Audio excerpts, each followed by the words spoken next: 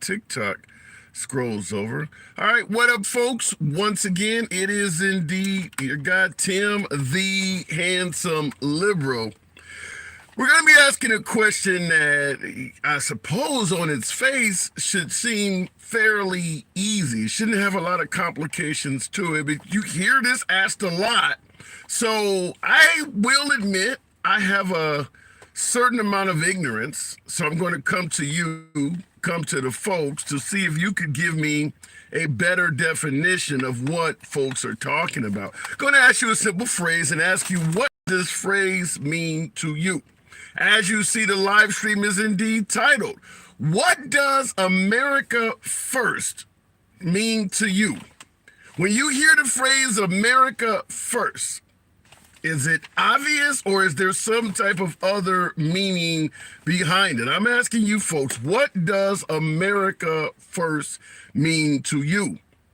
Is that the way we operate now? Have we abandoned that method of operation in America? What does America First mean to you?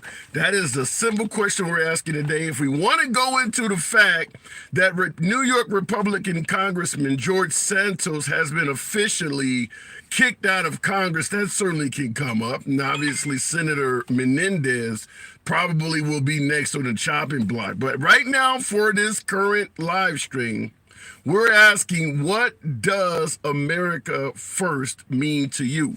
Is that in our best interest? As you as a citizen, is America operating under the guise of America First? Has it ever? If it did, do you believe you would benefit directly? America First, what does it mean to you? As always, the program is forever will remain MAGA friendly in its entirety. Nevertheless, liberals are always welcome. You understand how the program works. You don't have to agree with the host. It's always about free speech, First Amendment rights. So understand if you disagree with yours truly or anyone else on the program, nobody gives a damn. Looking in the comments quickly, Constitution, primary law. That's a mouthful. America First means that the Constitution is the primary law. Immediately, the pushback would be when the Constitution was written, do you believe we were actually following that? Constitution being the primary law. Look it in the comments. Take care of your own country first before focusing on other countries. Well, we all know there was a time in America, depending on how far you want to go back, where we didn't focus on other countries, where there was not a lot of U.S. global involvement. Do you believe during that time we were taking care of our own? So when I asked that question, all the war we had, allies helping America alone can't win a war. Crappy. Depends on the actual war. You're suggesting that America unilaterally cannot win a military conflict that they're involved in. It depends on the size of the nation you're taking on, but I do get your point. We take care of our own people, or better yet, Royalty King's King says we take care of our people in needs first, then look at other countries. As I stated earlier, and the box is open, as I stated earlier, there was a time when America did not focus on global issues. During that time, do you believe we were taking care of our own people's needs? I'm asking that question because I do tend to wonder if we were not assisting other nations getting involved in global affairs, do you believe we would take care of the people in this country? Do you think we would do it if we actually were not helping other people overseas? I'm up in the air about that. Tap the screen, get your boy up to 5,000, helps out the algorithm. For some reason, TikTok has started lowering the audience for a while, and then it blows up all of a sudden. I mean, we got less than 100 people in here. Probably in 10 minutes or so, it will come back to normal. We normally have about 10 times as many people. Looking in the comments real quick. Preach it, brother. Democrats have been using African Americans for 6 decades. Vote red. Dan, in regards to that comment, a lot of folks have suggested that all the time. You know, the Democratic Party, party of slavery, party of the Confederacy, party of the KKK. My immediate pushback, and according to your comment, Democrats have been using the African Americans for 6 decades. Why is that so easy if that is the case? If the Democratic Party does not have African Americans' best interests at heart, there's a lot of very well educated African Americans in 2023. Why can't the African Americans see that? Why is it that the Republican Party still has a significant problem when it comes to garnering the African American vote if the Democratic Party sucks and does not have their best interests at heart? Where is the Republican Party failing to communicate to African Americans that we are better for you than the Democratic Party? If that is true, why is it so hard for the Republican Party to convey the message over? Are the African Americans voting Democrat just stupid, not intelligent, brainwashed by the media? And the Republicans are just outstanding, fantastic, and African Americans just can't see that? That's what we're asking. Feel free to answer that. I would love to hear that. Looking in the comments, the black vote issue is the media lies and playing on feelings. Mr. C, do you know any media that does not lie? You can tune in right-wing media that is promoting nothing but conservatives and Republican causes. You think that's in it? You think they're being honest to you? In regards to the media, everybody that vote doesn't watch the media. The African American community overwhelmingly votes Democrat. There has to be more to it than just the media.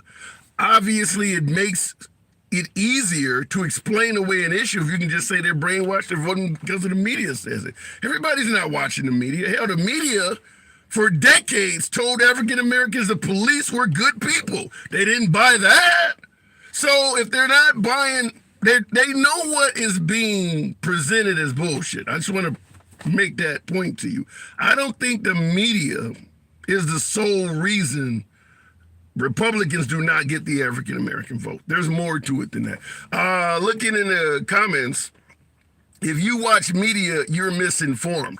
Well, Mr. C, in regards to the statement that if you watch media, you're misinformed, some might argue if you don't watch the media, you're uninformed. Where else are you getting your news? If you're not watching the media, you don't have access to Israel. You're not flying over there. Then how the hell do you know what's going on? You don't go to Washington every weekend. So how do you know what's going on? How do you feel confident you're informed if you're not watching the media?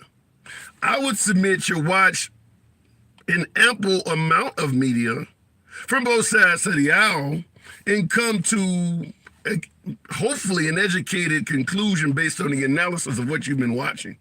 But not watching the media at all doesn't make you any more smart or astute on what's going on than someone who watches left-wing media or right-wing media. Not watching media at all, not watching the media at all, it's not a good idea either.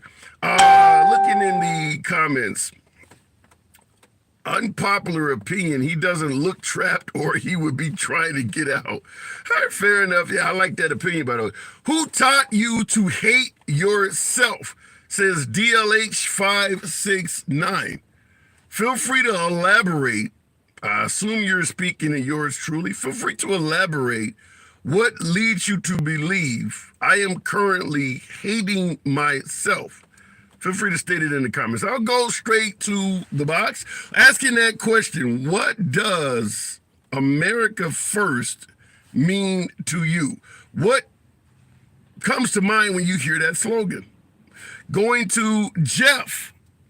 Welcome to the program. Good afternoon, Jeff. Hopefully TikTok allows it to come up. We're trying to bring it in. Jeff, are you there?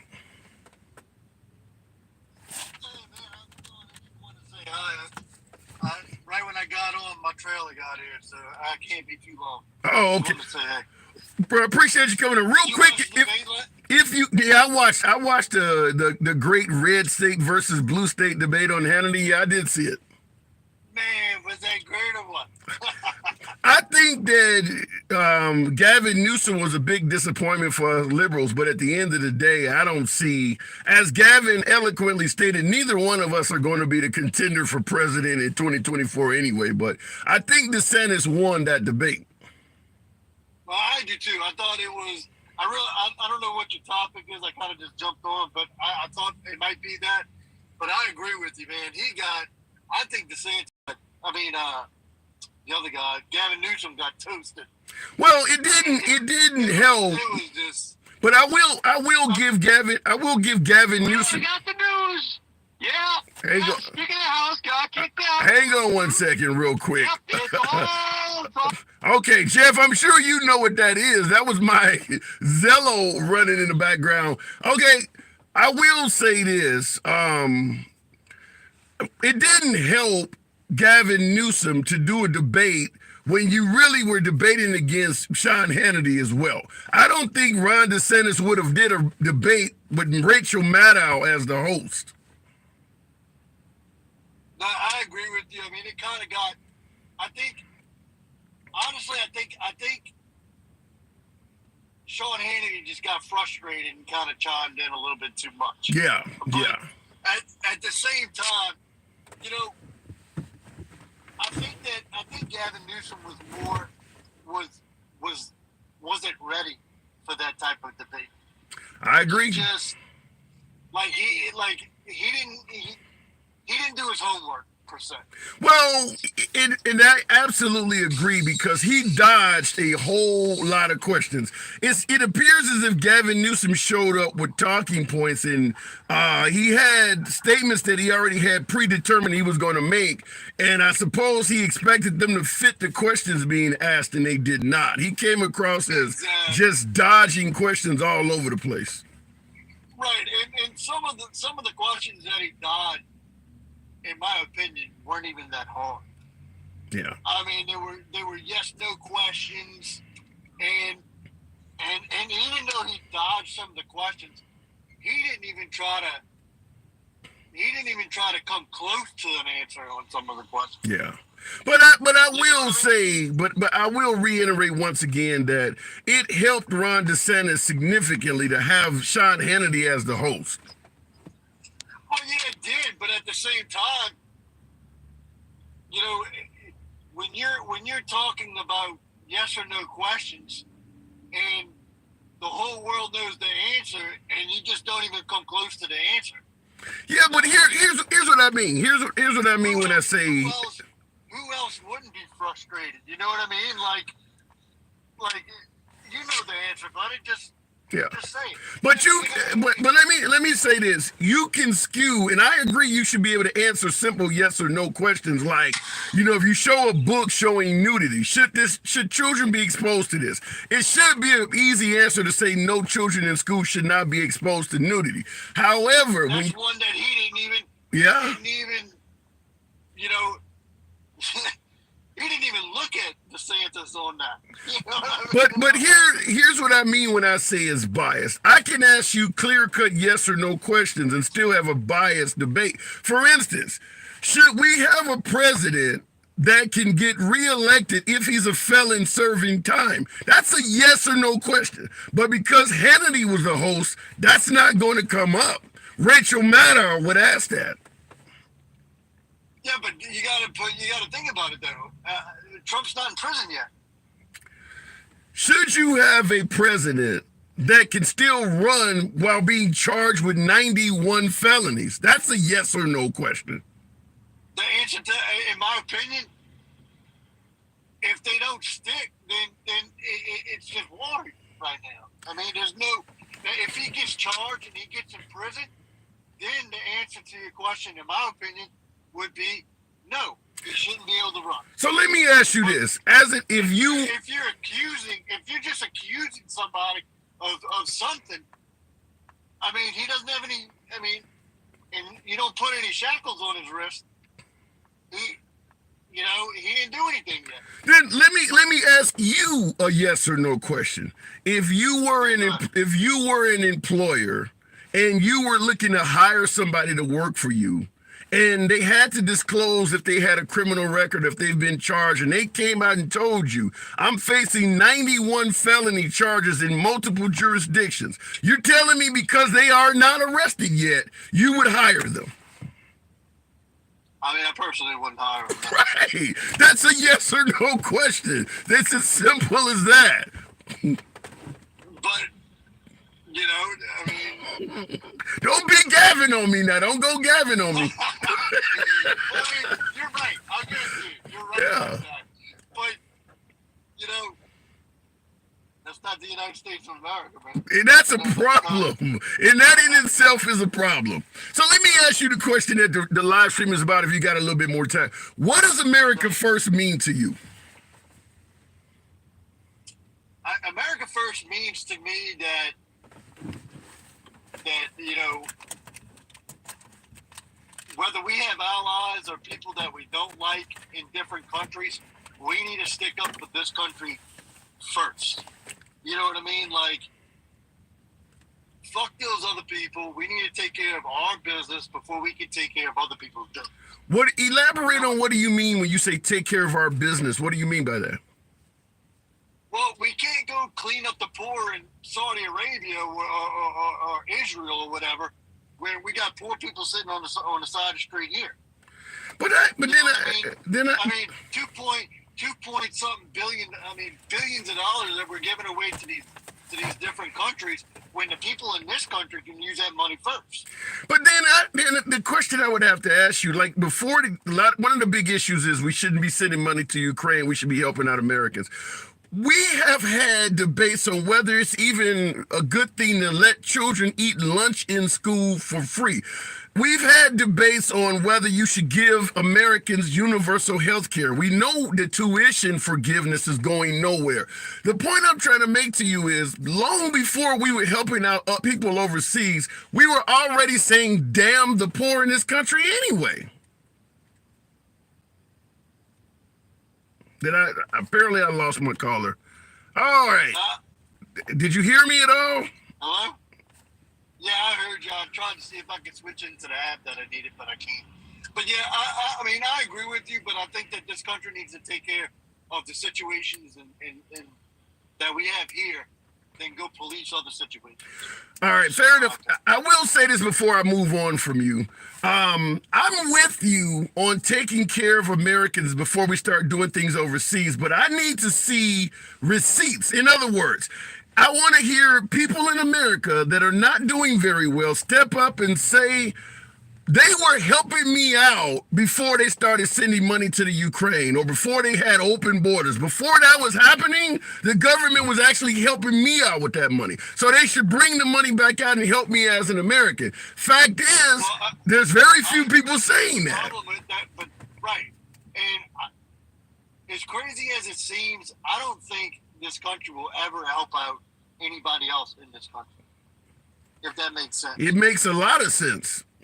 Like, you can sit there and say what I say all day, but at the end of the day, nobody in this country is going to give anybody a leg up. So when you say America first and take care of our people in this country before you helping people overseas, most Americans, if what you're saying is correct, know it's bullshit. It is bullshit, but at the same time, I think the money that I think the billions of dollars that we send overseas should be utilized somehow, whether it's taking care of the poor, doing this, doing that, in this country. Well, show me somebody who wants to take care of the poor in this country that's actually going to do it, and you might have a friend indeed. I got to move it on, though, Jeff. Appreciate that. All right, buddy. Loaded and rolling. Man, it's good to be the first guest. Hey, always good to pop that cherry. Good talk. All right, looking in the comments, and I do agree to some degree with what Jody Wood said. It's just something to say. And I'll go back to the box real quick. But I do believe some of the most deeply rooted historical sayings in American history are literally exactly what Jody stated. They're just something to say. Examples. All men are created equal. We all know when that statement was first coined, it wasn't true in this country. Bring us your tired, you're weary, you're poor. But make sure they come legally. That's not on the Statue of Liberty. Separation of church and state. Do you look at our laws, even in 2023, whether it's issues with the LGBT community or pro-choice, pro-life debates? Religion is written all over that. A lot of the constituents, a lot of American voters are actually citing biblical phrases as to why they're voting either way. So I do believe Jody in the comments is correct. Sometimes people say things just to have something to say. The example I often use, when you lose a loved one, maybe you lose a relative or something, and a friend tells you, wow, if you need anything, just call me. They don't mean that. That is just something to say to make you feel better. I believe a lot of our historical phrases are exactly that. Going back to the box, TikToker. Good afternoon. Welcome to the program. America first. What does that mean to you? I don't know. My box on TikTok is playing games, but TikToker, good afternoon. Afternoon. Good to have you on. So, America first, what does that mean to you? Kind of means just what the previous guy was talking about, but irony and all of that. His name was Jeff. My name's actually Jeff. Okay. That's funny. Anyways, yeah, no, it's just putting the people in this country first. How? I personally think we need to do more of that. You can't help anybody else if you can't help yourself. But you're saying do more for the people in this country first. Give me some ways. I mean, would you be in favor, for instance, of tuition forgiveness? Let's look. I mean, and this is nothing based on you, but I'm gonna bring this up anyways because it's a perfect example. We could have already had reparations.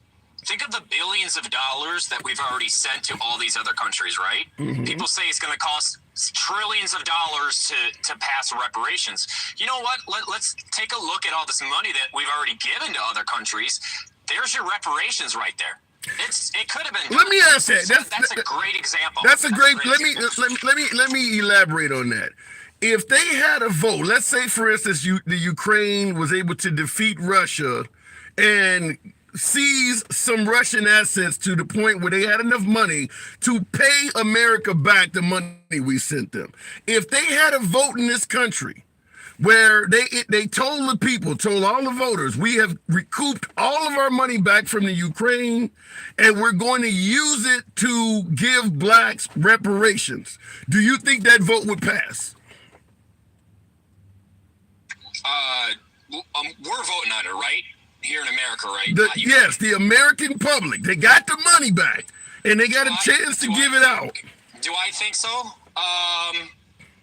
You know what? This is going to sound crazy, but yeah, because it's already paid for then. See, this is the issue with what many people push back on reparations is the cost of it, the burden on our economy, because it's such a major amount of money. But you're talking about taking that money, it's already there, right? And they're giving it back to us, and we're assuming that's the amount of money, right? Then I think a lot of people would go with that because the problem is with reparations, people that are against it, they don't want to have to pay for it.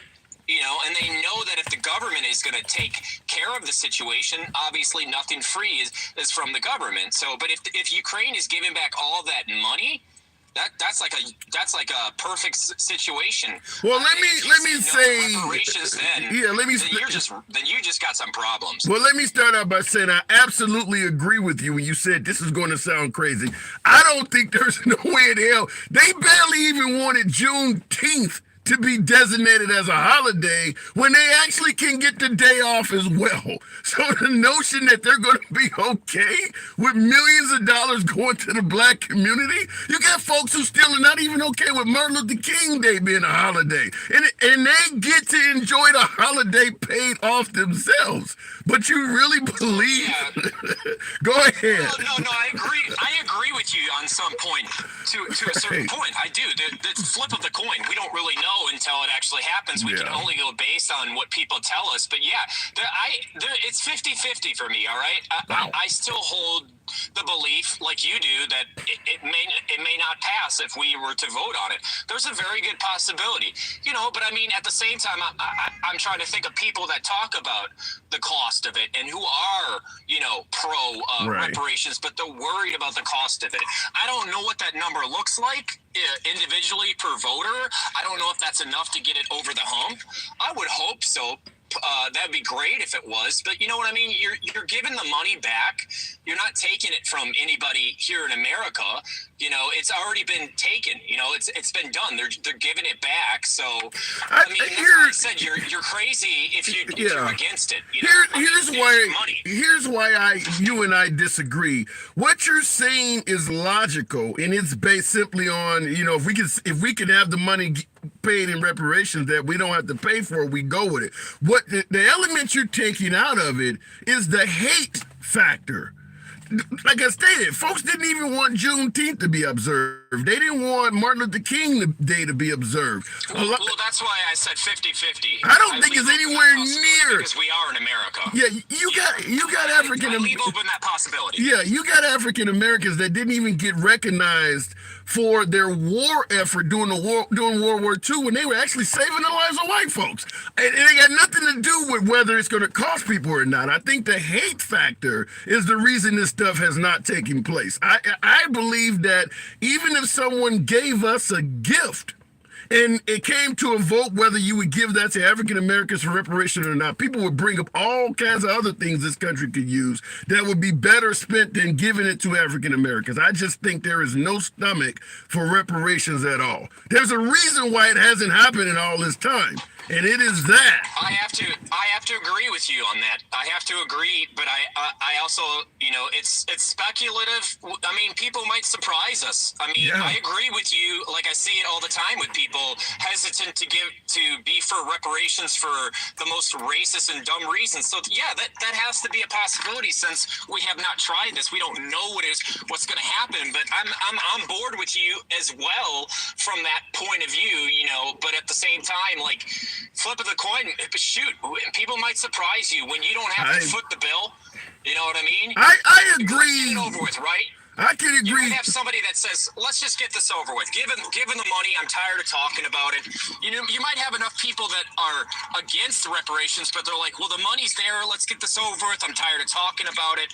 You know what I mean? Like, there could be people like that might jump on board just for that sake. I would agree that people can sometimes surprise you. However, in regards to folks agreeing with reparations, even if it didn't cost them a cent, I'm making my opinion just simply on the analysis I've seen. Like I said, I brought up Juneteenth, I brought up MLK Day. We know there's not a lot of stomach even for police reform in America. When you see African Americans that lose their lives in controversial cases, a lot of sentiment in this country is to first give the police all benefit of the doubt. Even right now, George Floyd died of COVID, died of a heart attack, died of drug abuse. So I understand what you're saying. People could surprise us, but based on what we have actually seen, you talk about the Harriet Tubman $20 bill that wouldn't have cost anybody anything. I did 3 shows on Juneteenth, and the amount of hateful comments I received, and you know I let everybody speak.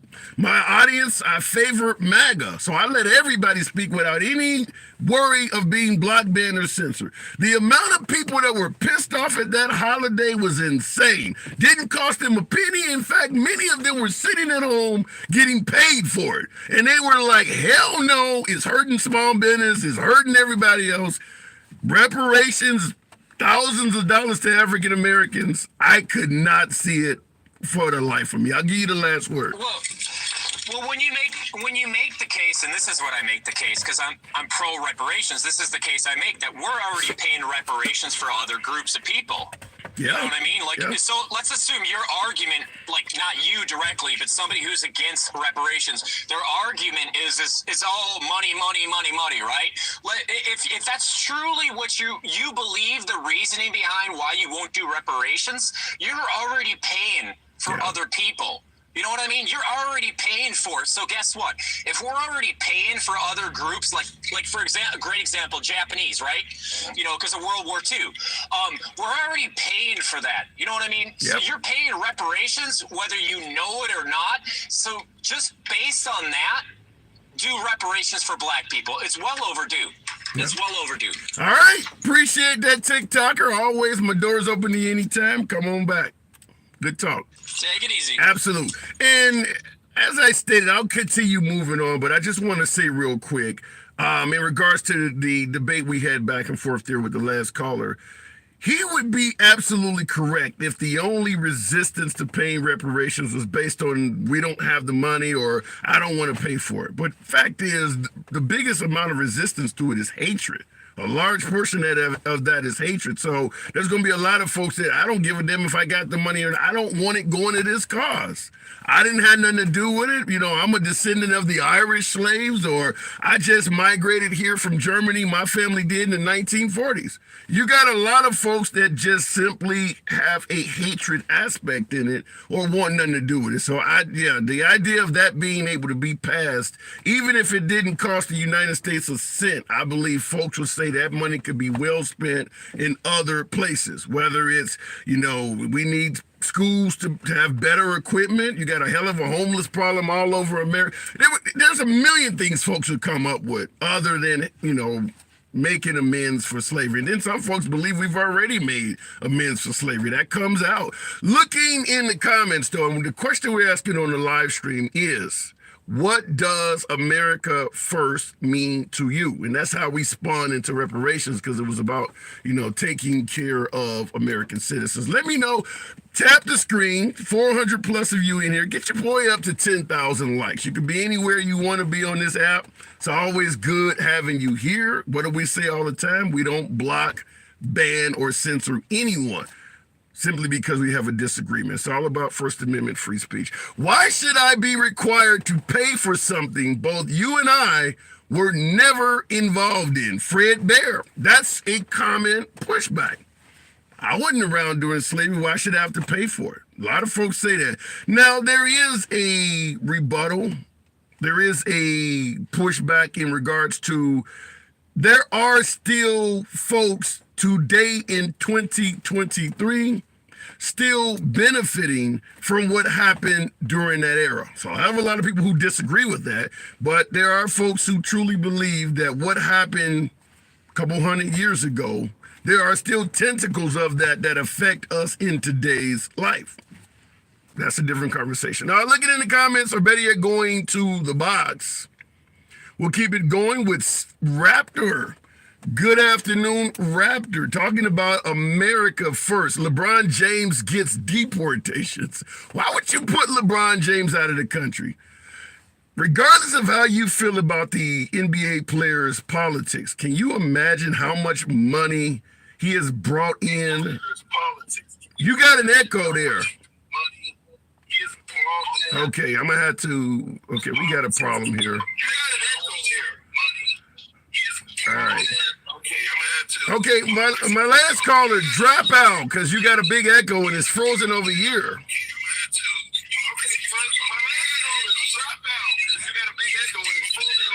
Okay, hang on this. Okay, I had to drop Raptor for some reason. Either you were on Bluetooth or something, but it was just a complete echo, so I had to move it on. America First means we take care of our people. Hence, Medicare for all, livable wage, free college. I'm not going to argue with that. The progressive liberal side of me says, hell yeah. But the problem is the primary individuals chanting America First are against all of the shit you just stated. They're against all of that. Livable wage, free college, Medicare for all. You seen what happened when Obama was trying to pass universal health care? They labeled it Obamacare and slapped it on his forehead. They were not in favor of that. So a lot of the folks that are saying America first and take care of our own people are against policies like that would primarily be taking care of our own people. Going back to the box, we'll try with Stitch of the Truth. Good afternoon, Stitch. America first. What say you? You know, so what's funny is, and I think you hit the nail on the head, a lot of people quoting this phrase, America first. We've always been America first. There has been no U.S. president that has put another country above our own. But what happens is we have events that, you know, conservatives tend to use as outs. So say, for example, Ukraine. We always hear about, hey, well, you know, all that money that's going to Ukraine, we would be able to fix the homelessness problem here in this country. And what I'm quick to say is, okay, So you mean that you're okay with taking all that money that we would use for Ukraine and building a house or whatever for all the homeless in America? Oh, no, we can't do that. That's the redistribution of wealth. Yeah. And you know what? We had homelessness way before Right. Ukraine. Right. So to me, all right, so how would you fix that? Oh, well, no. And that's the whole point. They don't even know what America First means. Well, let's just be honest. Well, here's my response. Like what you talked about, if we take the money that's been sent to the Ukraine, for instance, I want to hear people, as I mentioned to one of my earlier callers, if there was a bunch of poor people, maybe schools or teachers saying that our school used to receive really good computers, or homeless people saying they used to have more shelters, but the moment you started sending money to the Ukraine, they backtracked and now we're all struggling. If you could show where this country was actually helping people out before we started sending money overseas, I think it would be a stronger point. But as you and I both are pointing out, there hasn't been really a stomach or a desire to help poor people out, whether we're sending money overseas or not. Right, because, to me, there are two types of people. And I think George Carlin, the comedian, said it best. You got people who love humanity and you got people who love property. And so the minute that I think that you're taking from mine to build property or to own property to help someone else, oh, no, I can't do that. Yeah. And let's just face it, there's a big degree of selfishness in this country. There is. So let's just, bottom line. Capitalism is not about sharing. Right, exactly. It is an individualistic thing. So to me, when a lot of people say that America first, I'm like, okay, well, take Ukraine out of it for a second. So for foreign aid, we're only budgeted 1.1% in foreign aid. That's the budget every year. Wow. 1.1%. I didn't know that. Everything else, you can arguably say it's tied up in national defense, right? Okay. So let's take the 1.1%. That is a dime in a bucket full of dollar bills. That really doesn't mean anything. So let's talk about defense. So a lot of people say, hey, well, we shouldn't be in these foreign countries. We shouldn't be this. We shouldn't be that. Well, we enjoy a lot of privileges being an empire that we are. Yeah. We do. Do you realize what that takes? Do you realize the reason why we do have gas, cheap as it is, compared to other countries? Do you realize why we're able to get our hands on national resources the way we do? I often refer to it, a phrase we've all heard of, as paying the cost to be the boss. Exactly. Yeah. I don't disagree with any of that. Yeah, see, that's the point. A lot of people, it's like, I mean, how do you think we're able to get all the privileges that we've been able to enjoy?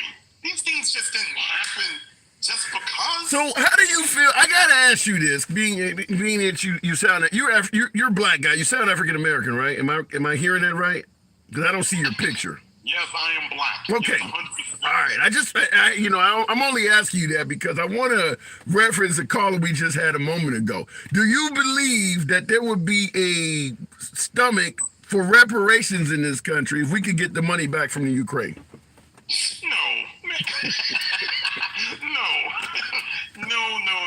I mean, let's face it. And you want to know the reason why? It is simply because when people think of, racism, it's not necessarily because of what, let's just say, for example, what we're used to in the movies, people calling it an N-word and that sort of thing. No, it is the fundamental belief that a lot of people feel that, hey, look, I cannot let this man one-up me. So the main thing is that whenever I am, let's just say, for example, you can have a neighbor down the road and you see, let's just say that the neighbor down the road, reparations entitled his kids to go to college for free, okay? Versus me, I may have to pay tuition for my kids. Oh, no, I cannot let that go down. Jealousy. Why? Because jealousy. His forefront, yeah, exactly.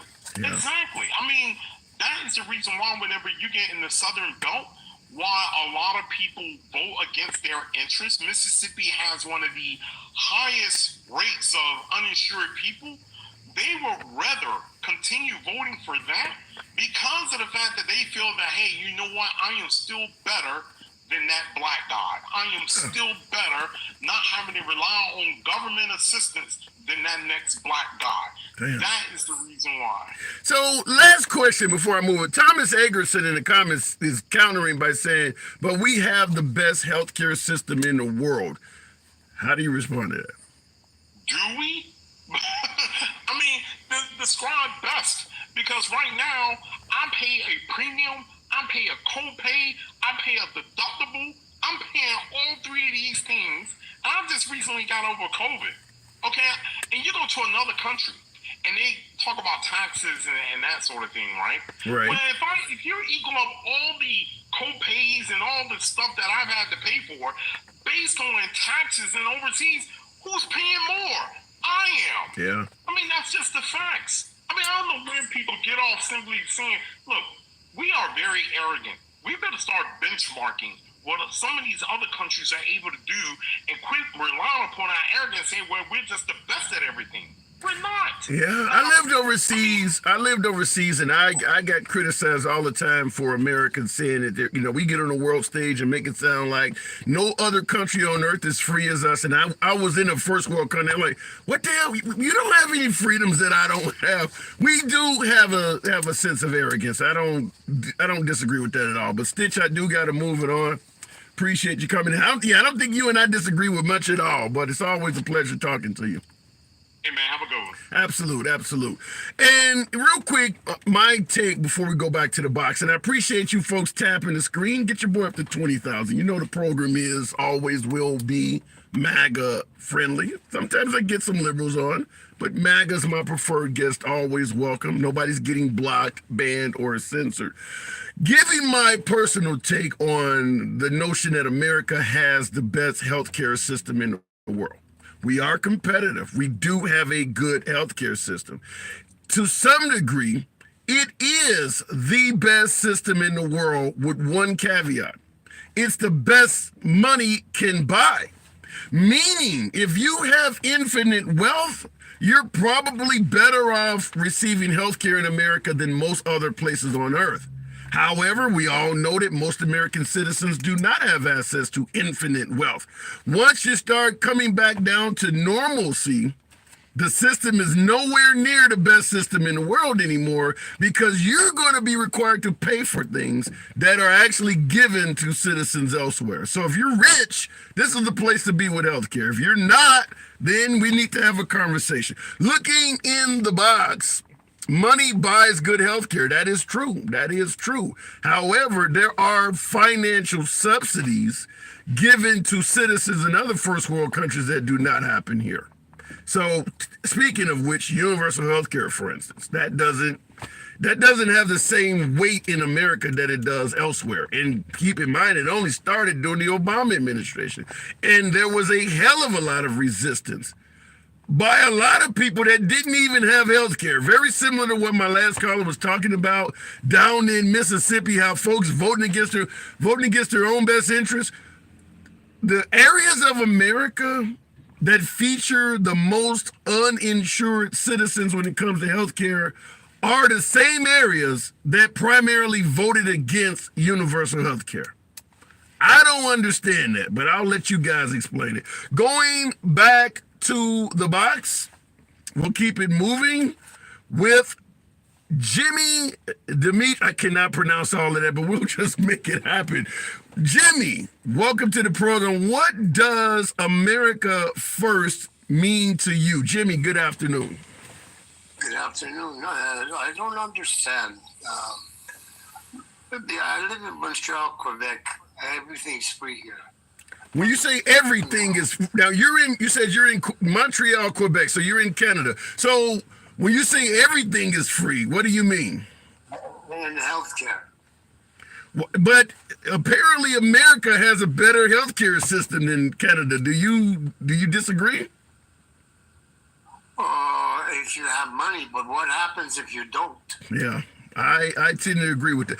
Let me ask you, because I don't know a lot about the Canadian system, but what about folks suggesting that if you need a procedure or an operation, you have to wait, years to get it? Does that actually happen there? Yeah, it does actually. It's a long wait. But if I know people who come from Toronto, who come everywhere to Montreal to get a prosthetic leg or a prosthetic arm, and they get them free. Whereas, what's your taxes like? In the comments, Captain Smackaho, E40, shout out to E40. Captain Smackaho was saying, but they take 50% of your pay. What is your taxes like? well, not only do we pay, but then when we buy things, we also have to pay another 50%. So it's actually one of the most taxed places in the world. Well, so let me ask you then. If you could have the U.S. tax system, you pay about 30% out of your paycheck, and we do pay when we buy things too. I think most states 8 to 10% sales tax on purchasing goods. But I want to ask you this: if you could trade and receive the amount of money out of your check that you would in the United States, where apparently we're taxing citizens less, but you lose the Canadian healthcare privileges, would you be willing to trade for the American system? I'm not sure. I can't answer you that for Okay. 100%. But that speaks volumes that you don't really know, though. That says a lot, that you don't really know that your system is better than America's. No, not really. Okay. I don't know. All right. I'm just, when we have health care or whatever, we don't have to pay. That's all I'm saying. What about college? What about college after primary school? Once you come out of 12th grade, do you pay for that? Yeah, it's not that expensive, though. What do you mean It's by? not as expensive in the States. It's much cheaper here. Right. Okay, but you do have to pay for it. You got to take out a loan or something? Absolutely. All right. And this, this racism stuff. I was born in Greece. We don't have racism in Greece. When I grew up here in Montreal, I had Hispanic friends, I had black friends, I had Jewish friends, and my mother would kiss all of them and hug all of them. So I can't understand that thing. A black man could give a kidney to a white person. So why do we still have that problem in 2023? I can't understand that.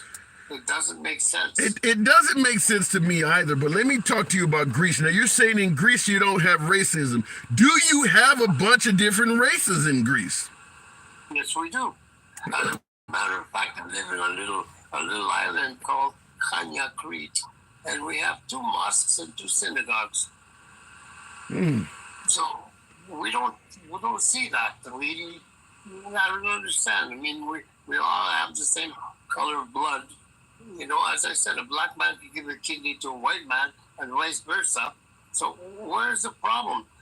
2023, we're still having problems.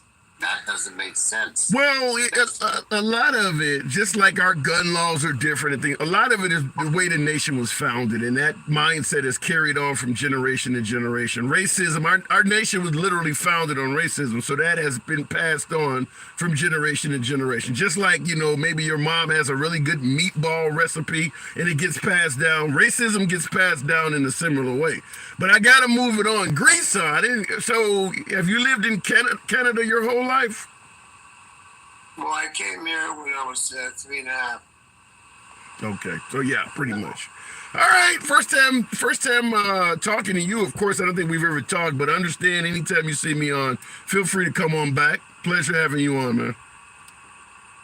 Likewise, man. You're a good man. Thank you. I really respect. Absolute. Appreciate that. Thank you. All right, looking in the comments, ask the black people in Greece if there's racism. That's an excellent comment. And I'll respond by simply saying this. A lot of times people don't see a problem because they're not going through the problem. And I'm not going to give it to you just from race. I'll give it to you this way. Crystal with the fruit. Thank you. Thank you very much. I'll have a banana on you. Appreciate that. Let's take a family with multiple children. You know how they always say the deprived middle child, the middle child gets mistreated. Hell, I was that guy, so I know what it's like. And this example kind of actually falls in line with me personally. But if you're a middle child, or if you are the least favorite child, maybe not the middle child, but the least favorite child, chances are you see issues with your parents that the favorite child does not see because they're not going through it. So when Ash in the comments asked that question, which I agree with 100%, ask the black people in Greece if there's racism. Because if you're not being racially discriminated against, it's a good chance you don't see a problem. I don't see anything wrong. No, because the police ain't stopping you. You're not being prevented from entering locations and neighborhoods and things like that. You don't see it. So absolutely, that's a good point. Looking in the comments, where was that hat manufactured? I actually purchased that off of the Trump's campaign website. So I don't know. I'd have to look. I'm not going to take down and look at it now, but I do know in the beginning his hats were coming from China, so I know where you're going with that. Looking in somebody got in the comments, China. You make too much sense as very human. I do appreciate that, but sometimes it's about talking to you folks because you routinely educate yours truly. As we say on the program all the time, we don't block, ban, or censor anyone. The whole purpose of this, by the way, is to show that if we can have civilized dialogue from both sides of the aisle, it can be done in Washington. They're just not trying. This tiny ass corner of social media, if we can do it, it can be done on a bigger level. So I do appreciate you folks that routinely tune in. Tap the screen, get your boy up to 36 now. Going to the box, asking that question, what does America first mean to you? Clinton Walston of 75. All right. If the box comes through, we'll bring up Clinton and we'll keep it moving. If they got along in Washington, they run out of things to fix. Well, that sounds like a great place to live. Clinton, good afternoon. Good afternoon, sir. How you doing? I'm doing good. America first. What does that mean to you? Well, I think we ought to put our people first. We ought to put our products first. We ought to take care of our people before we take care of the countries. Well, okay, I'm 100% with you. I think that would be ideal. But have we ever done that in this country? I mean, there was a time when we didn't focus on global events, global issues, and it's hard to argue that we were even doing that then. Are we really concerned or really interested in doing what you just stated, or as some say, is it something that makes you feel good to say? Well, I think it's to keep things going along and stuff. It's just like, there's certain people who believes in global warming. There's certain people who believes in the climate just changes. I mean, it's a opinion. Yeah. But, I mean, when you take the factor of putting America first, it kills me to see people we've served in the military out here on the streets. And it kills me to see the old, like my great-grandmother, not my grandmother, but my great-grandmother. Mm-hmm. She was born in 1909. Okay. In Cabin Near Creek in Alabama. And I watched that woman get up early in the morning, fix her breakfast, go out to work, and fields and stuff, like they did in the old days. And I turned to her, and, back then, it was a way of life. It was, you done it or you starved. And by putting America first, I see the old people like her, she got like $17 or something a month to live off of and eat. Wow. And and I say, I mean, back then, $17 is more like probably 40, 50 now, or back then. And I was like, when I started working, I would help her get her propane in her tank. I would help her, buy groceries, whatever she needs. And she's like, I made it all these years, I can make it. Well, that ain't the way I grew up. You grow up, you take care of the people who took care of you growing up. But so let me ask you a few questions then in regards to would you support, for instance, tuition forgiveness, tuition loan forgiveness? That's been all over the news. That, for the most part, would help primarily Americans. If you forgive tuition loans, almost all of the beneficiaries of that is going to be Americans. Would you support that? I would for two reasons. One, it was a one-time event. You don't try to be a life student and go out and do it again and again and again. And the second part of that would be, you have to pretty much guarantee to finish school. It's like signing a contract. Yeah, but we're talking about, when I say tuition loan forgiveness, this is for loans that have already been taken out. Yeah. And, I mean, if they paid like 20% of it back, it would be okay. But I've seen people who go out here and like try to make they will get loans and they'll do it and they're like, I'm not paying that back. That's the kind of society we live in these days. It's not, it's not Well, I agree that there are going to be people that are going to try to game the system. However, I think the problem has become, particularly for folks on the right, is that when it comes to social programs, the first thing that comes to mind is the people that are going to try to scam the system, and they use that as a reason to say, I'm not going to help anybody. I don't want to allow folks to get food stamps because they're going to deliberately try not to work. I don't want to extend unemployment insurance because people are going to try not to get a job. Like what you just mentioned with tuition, well, they're going to try to live off of it. And what I believe that I'm seeing is people are using the worst among us as an excuse to help nobody. Yeah, I agree with that. Just like your last caller, I'm not saying here we'll get back there. He was from Canada or Yeah. Yeah. Okay.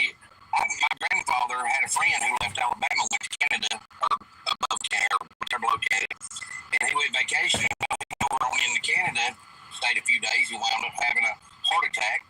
Well, he told the doctor, said, hey, and this was your first today, he said, when I get back to the States, let me know how much I owe you and I'll send you a check. He said, the doctor told him, said, if you're a guest or a citizen, you don't owe nothing. And I mean, everybody will say healthcare and insurance has got out of hands. Yeah. There's no ways. I mean, I've got my aunt, my daddy's sister, she is like the head nurse over B&A Hospital in Alabama, over the third floor.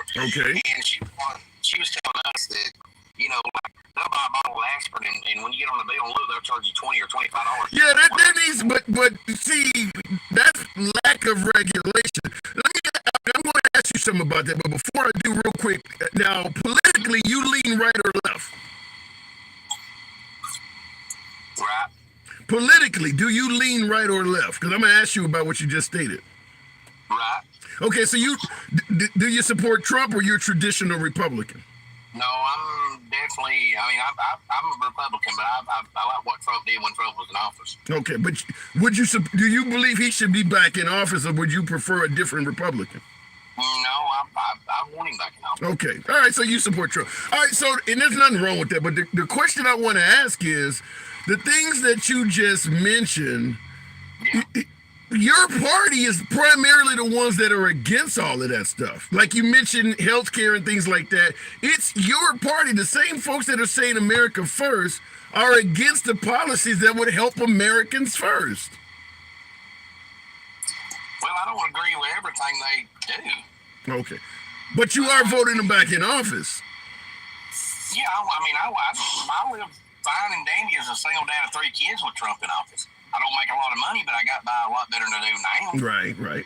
And you're not the only one. But just in regards to, and I don't disagree with you that the economy under Trump was pretty good. It was roaring pretty well. I'm not arguing with that. There are legitimate reasons to support Trump.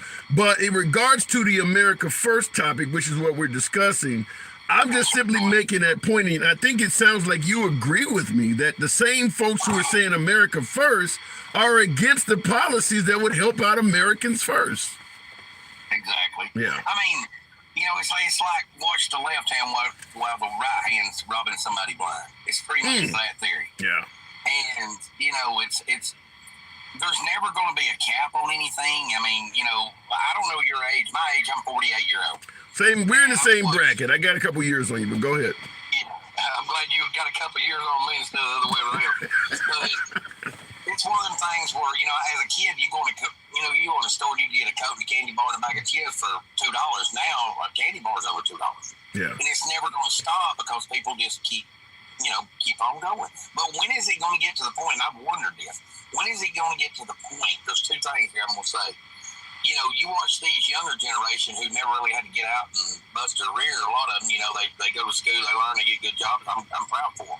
But you have a lot of them that won't get off the butt and play video games all day, don't know what real work is. It's not going to work.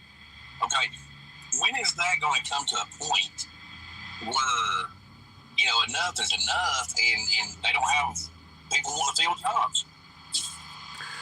Well, some would argue to some degree we're coming to that now, but my response is this. I used to be a landlord in Chicago. I used to have 20 tenants and people that worked for me, constructions and things like that. And I always believe you get what you pay for. And the point I'm trying to make is when you look at what the American worker is being paid in 2023, when you adjust for inflation, we make less now than we did in the 80s, 70s, and back before that.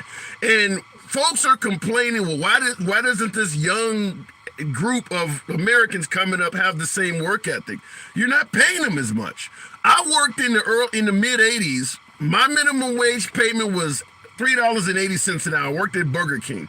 I could do a hell of a lot more with what I was earning in the late 80s at Burger King making minimum wage than the current employee working at Burger King making minimum wage. People are getting paid less. People are getting paid less, and we're expecting them to still be as diligent, show up and give 110%, and that's not working. I mean, I agree with you 100%. Let me tell you, I'm a welder. Been a welder for over 30 years. Hell, I started helping out in my dad's shop, learned to trade, picked it up, went with it, okay? You know, I make $16 an hour in Alabama, Northeast Alabama. And, you know, it's hard to raise 3 kids on $16. You pinch pennies, but you manage. You know what I'm saying? Yeah. And the thing about it is, you know, you're promised to raise when you start, and then your 90 days come around. You're there every day, your own time. You know, your work ethic's good. You worked all 10 hours, because I would usually work 10 hours a day or a little more every day. And, you know, come to ask for a raise, I waited like 8 months. You know, it was supposed to be 90 days. I waited 8 months, and then all I had to say was, well, you wasn't doing what we told you to do. You know, it's always an excuse. Right. And you know, like you said, things, inflation, everything keeps going up. Back when me and you was a kid, you know, a pair of Snickers cost $25. Now they're $300. Well, I got to move it on. I don't disagree with any of that, but I will tell you the party you're voting for has a lot to do with why the wages haven't went up. You don't hear liberals arguing against a minimum wage increase. It's your side of the aisle. So a lot of the things you and I are complaining about, if you only had liberals voting, these things wouldn't exist. These are things that your side of the aisle think are bad for America, such as a minimum wage increase, universal health care, the tuition assist or forgiveness we talked about. They're against all of that stuff. When you talked about a minimum wage increase, what I like to see is a bill passed where they give a cost of living raise every year, even though it's a dime or a quarter or something like that. 4 years, that's $1. It's not going to kill any company. You got to vote for the other side of the aisle because the liberals would agree with you. I got to move it on, though, Clinton. Appreciate it. Absolute. And yeah, now he leans right. Obviously, he stated that he could feed his family better. He enjoyed the Trump economy like millions of Americans did, more than Biden. But when we talk about the social programs, because that's the whole purpose of this program is what does America mean for you? Everyone refers to take care of Americans first. That's what America first means. And I continue to point out that the primary crowd yelling America first are against all of the social policies that would primarily help out Americans first. Well, my last colleague started out talking about how awful healthcare is, where you can be charged $10 for one Tylenol while in a hospital. Well, guess who was against government regulation? Guess who is in favor of small government and not telling businesses what to do? You think the Liberal Party would be in favor of controlling how much an aspirin costs? Of course they would. They want you to have government-provided health care altogether. So this does come down to some degree when you look at the social issues of quote unquote, voting against your own best interest to some degree. It does make sense. Looking into the comments, Marvelous, I appreciate that confetti. Wanted to give you thanks for doing that, but we were in the midst of a conversation. Looking in the comments real quick, I vote for Trump because he has good cut downs. What is a cut down? Feel free to elaborate. I don't know what a cut down is. Host, something in your right eye. Really? Okay. Trump identifies with dictators. Damn. He does not value democracy. How many of you folks believe that? Wow. You think that Trump wants to be a dictator as opposed to commander-in-chief president? Yikes. Tell that to the people in Chicago, New York, San Francisco, Los Angeles, Arizona, Seattle, Biden disaster. Real quick in regards to liberal cities versus Republicans, I'll go straight back to the box after this. Many of you folks probably seen the great red state versus blue state debate, Sean Hannity, Gavin Newsom versus Ron DeSantis. I believe Ron DeSantis won because Gavin Newsom was avoiding so many damn questions. And of course, with the program being hosted by Sean Hannity, Gavin Newsom was really debating two people at the same time. But I do believe Ron DeSantis would have been the winner. Real quick, in regards to liberal cities, you often hear this all the time, how poorly run liberal cities are versus Republican cities. Here's the issue. There is very few Republican cities to point to and say, well, this is being ran much better. Notice when we talk about the liberals, we talk about the cities, and when we talk about how great the Republicans are doing, we refer to states. You don't hear people bragging about how great a Republican city is being run because they don't have any big cities. It's always, well, Florida's doing really good. Everybody's moving to Texas. But what about the cities in these states? You can't bring any of them up because they're all ran by liberals. The issue is simple. Republicans have a problem with diversity. Anytime you put a bunch of people together in one area, which is what big cities are all about, they overwhelmingly vote Democrat. I don't care how bad the city is being run. They hesitate to vote Republican. That's something Republicans need to figure out why that's going on. You can't keep blaming every damn thing on the media and saying folks are brainwashed. But at the end of the day, Republicans have a huge problem with diverse crowds. It's easy to have a city that is being well ran when everybody thinks alike. Republicans tend to favor or do well in smaller towns, rural areas. Well, if everybody's the same ethnicity, they all Christian, they have the same beliefs, it's a lot easier to keep things in line. You're not going to have as much crime when everybody thinks the same way. You don't have to worry about Muslims clashing with Christians or blacks clashing with white. Everybody's white and Christian in the majority of Republican areas. But out of the top 50 largest cities in America, I believe like 9 of them are ran by Republicans. And you got to go pretty far down the list before you get to the first one. I think that out of the top 10 cities in America, none of them have Republican mayors. That's a problem. So we can point to the crime and issues in liberal cities, but there is no major Republican city to compare it to because they're not even getting the people to vote for them. That doesn't come up very much. They don't tell you about that part. Anyhow, looking in the box, you don't know DeSantis. You don't know DeSantis' background. That alone is a loss. Say, well, there's a lot of Californians that are not big fans of Gavin Newsom either. Oddly enough, Gavin Newsom used to be married to Kimberly Guilfoyle. Just a real quick trivia. Kimberly Guilfoyle is obviously now with Trump's son. So I don't know how that worked, but Kimberly Guilfoyle literally went from Gavin Newsom as a husband to now marrying into the Trump family. You can take that any way you want. Going back to the box, she used to be a Fox News personality. Going back to the box, we'll keep it moving with Miss Julie. What does America First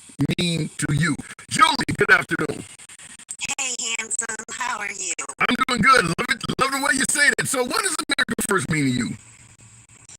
I think America First is a joke and a misnomer.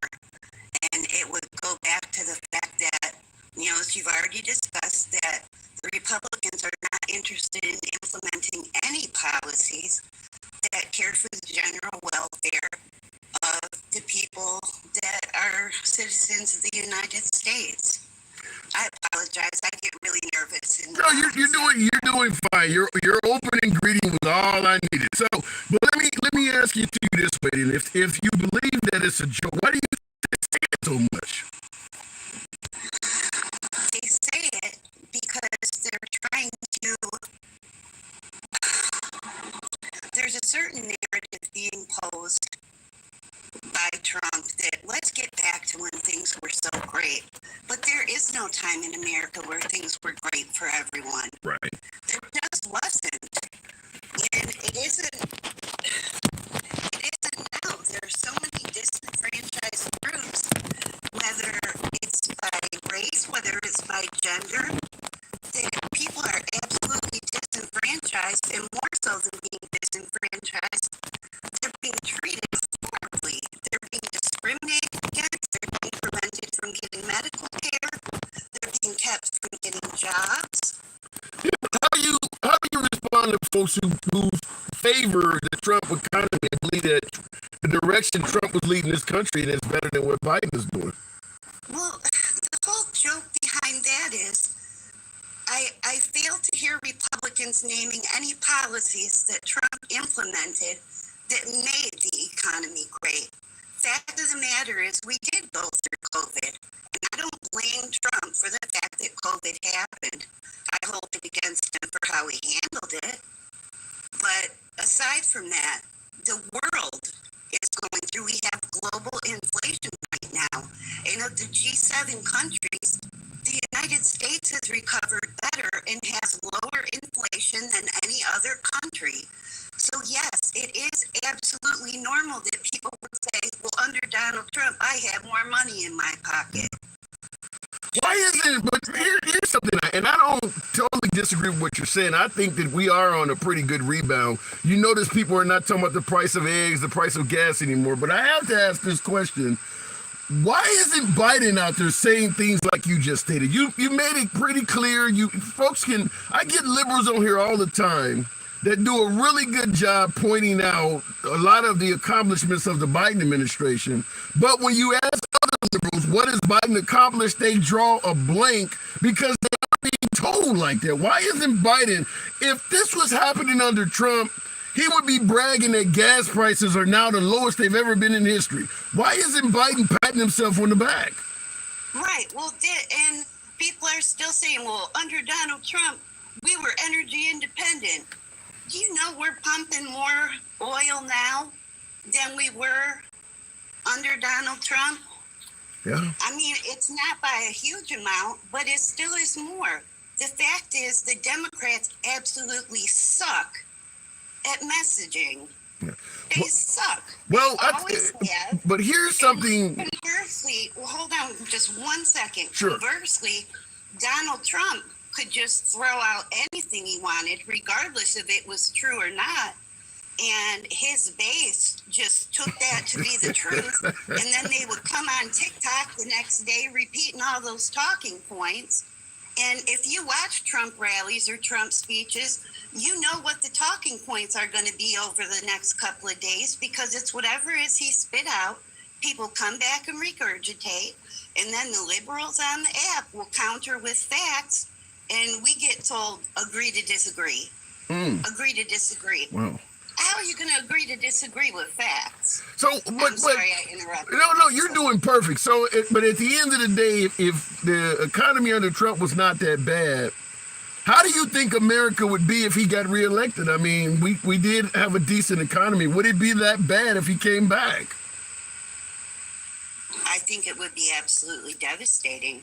If anyone has read Agenda 47, if anyone has read Project 2025, and that's the initiative. I mean, if a Republican's elected, whether it was Trump or not, that is the mandate issued by the Heritage Foundation that is supposed to be followed by the Republican Party, and it's absolutely horrifying. So you believe It he? is You said you? horrifying. And Trump did not have economic policies that benefited our country. And let's face facts. I know no one likes to agree with it, but the fact of the matter is, when a new president comes in, they're basically running about 2 years, their first 2 years, on the last guy's policy. And then they do their, the remainder of their 2 years. And then that bleeds over 2 years into the next. Well, if people are so unhappy with Joe Biden's performance, which is ridiculous considering the number of bipartisan legislation that he's passed, I'm having to take. No,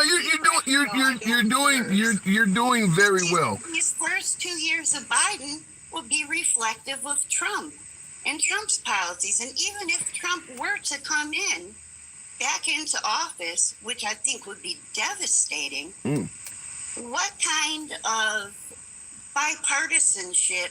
He's so divisive, and he thrives on that, and his followers thrive on that. And what kind of legislation is going to be able to be passed? What sort of bipartisan agreements are going to be able to be made? It's a good question. It's not a matter of agreeing to disagree anymore. We're talking about human rights and decency. And you know what? I refuse to ever vote for a party that is going to take rights away from human beings, that's going to tell somebody what bathroom they're allowed to go in, that wants to check the genitals on children before they can play in sports at their school. That was proposed in Idaho. Yeah. That's just a load of shit. Well, Sorry. No, you're fine. In regards to the load of shit, I want to ask you that. If what you're saying is true, and I'm not here to argue, I actually agree with a lot of that. Why is President Trump, or better yet, President Biden, when you're polling liberals, he is not doing well among liberals? If Trump is promoting, as you say, a pile of shit, why are liberals not very excited about Biden, even though you paint him out to be a quite successful commander-in-chief? Yeah, and I will say the reason is because not only do we hold our own accountable, we're very critical of liberals. Just like people saying, lock up Hunter Biden, lock up. You know what? If he broke the law, lock his ass up. Yeah. We don't care. Take him. Bob, is it Menendez or Melendez in New Jersey? Menendez. And try him and lock him up. Send people to jail. We don't tolerate that crap. We have expectations and we have demands, and if we're not happy, we're not happy. Fair enough. But that doesn't mean that I'm going to say, like, you know what? I'm dissatisfied with unbridled capitalism. So you know what? I'm just going to go ahead and pour gasoline on myself and light a match and vote for Republicans. Yikes. That's insanity. That's a hell of a description. I got to move it on, Miss Julie. First time talking? Yeah, thank you so much for having me up, handsome. I hope you have a great weekend. Hello from Detroit. Detroit. All right, D-Town, fair enough. Appreciate you coming through. Come on back anytime. All right, and I see you folks I'm running a simulcast on YouTube. I see that. Does anyone do Uber Eats? No, that's a different set of videos. Looking in the comments, though, Slim Jim says she's smoking. No, she has a passionate viewpoint on how she believes the country should be directed. Just like I often enjoy talking to MAGA, who has an opposing viewpoint. By the way, tap the screen, get your boy up to 50,000. I would appreciate that. You know what we always say. Program is and always will remain MAGA friendly. I started getting more liberals in here, and of course liberals are welcome, but my preferred guests have always been MAGA, but everyone's welcome, so feel free to come on through and stay with your boy for a while. Miss Julie is my hero, says RJO Core. Wow, she's part of Detroit's problem, and she complains. What did she say, Steve, in her statement that would suggest Detroit's biggest problem is the loss of so many industries. Auto industry, the steel and factories that is left, the Great Lakes region, that's the biggest problem in those areas. So I don't know if my last caller has anything to do with it. And obviously, once all of those industries left, crime has permeated the area. So I don't think she's responsible for any of that. But let your boy know. Oil production increase mainly came from the oil industry having to find more ways to get more oil from the wells already drilled, says BD on YouTube. Well, you got to get approval from the government to be able to do that stuff. I mean, there are some party affiliates literally on the left that are not big fans of drilling for more oil. Fracking, for instance, has started to cause what they believe has started to cause earthquakes in areas of the country that were not familiar with earthquakes. So depending on what party is in office, if you could even drill for more oil. Here is a defense, and I'll go right to the box, that is for President Trump, though. Because you often hear, like what my last caller said, well, what kind of policies did Trump have that were so good? Fact is, Biden came to office trying to do things completely the opposite of President Trump. Makes sense. He's a liberal. Trump was running as a Republican. However, it's starting to appear as if some of the things Trump did were not only right, but so favorable that Biden has had to switch over, such as some of his border policies. Biden is now talking about building a wall and things like that. At first, he was gung-ho against it. But now that he's seeing that what's going on at the border is nothing but utter chaos, he's starting to follow in Trump's footsteps. So there are some things, and there was another one I wanted to bring up too, that I can't remember right now, but Biden is starting to take on some of the policies of Trump because they were working. They actually don't, some of them, not all of them, but some of those things like that. Listen, if there is something that was really done well, started out as a publicity stunt, but was done well by the Republican Party, it was Governor Greg Abbott of Texas and Ron DeSantis of Florida shipping migrants to liberal cities up north. That has really done worlds in regards to hurting the Democratic Party. Because now you can't just say Republicans are treating immigrants like shit and they don't have a heart. Now that they're starting to infiltrate Democratic cities, the Democrats are starting to voice the same damn complaints. Some of them city council meetings in Chicago have damn near gotten violent because their city is starting to be infiltrated with so many immigrants. Going to the box, we'll keep it moving with Electric Wolf for 5. Not make America great, but America first. America first. What does that mean to you? My boy Electric Wolf, good afternoon. Wolf, are you there? And that happened to be the time. He'll be back. We talk to Wolf all the time. 3K Talk. I don't know what that means, but I appreciate you folks that are tapping the screen. Get your boy up to 60,000. Helps out the algorithm. Brings in more MAGA. Keeps the program going. Chris Gustafson said, I wish I could talk anytime. Come on through. Biden came to office to finish what Obama started. To ruin America, says Jack Gamble. I don't think historically we will look back at the 8 years of Barack Obama as years that were ruining America. I just don't see it. I don't see it. I would love to hear what did Obama do that was so bad that falls under the category, because now we have hindsight. He's not in office. He's not running for office. We have hindsight to look back. I don't see what Obama did that ruined the country. Yeah, I do Uber Eats. Obama was Bush 2.0, to be honest. I don't see that. Going to the box. He wore a tan suit. I like that. I like that argument. Let's keep it moving with Elaine Sim 4. Good afternoon, Elaine. I don't know if it's going to let my caller through here. We're having some trouble here with the box real quick. He was black, says William Denby. So just simply Barack Obama being a black man was all he needed. Are you suggesting that if Barack Obama did exactly the same thing he did while commander-in-chief for 8 years, but had been a white man, the sentiment towards him would be differently? Is it simply the color of his skin? I see somebody say, yes, sir. He robbed black Americans of any little wealth they had. Here's the issue with that. I can't pronounce the name, Yadura. A lot of folks, particularly on the right, I hate to say it, but mostly white, are suggesting that Barack Obama didn't do anything for black people. There are some blacks that are saying it too, but I normally hear from white folks. Here's the problem with that.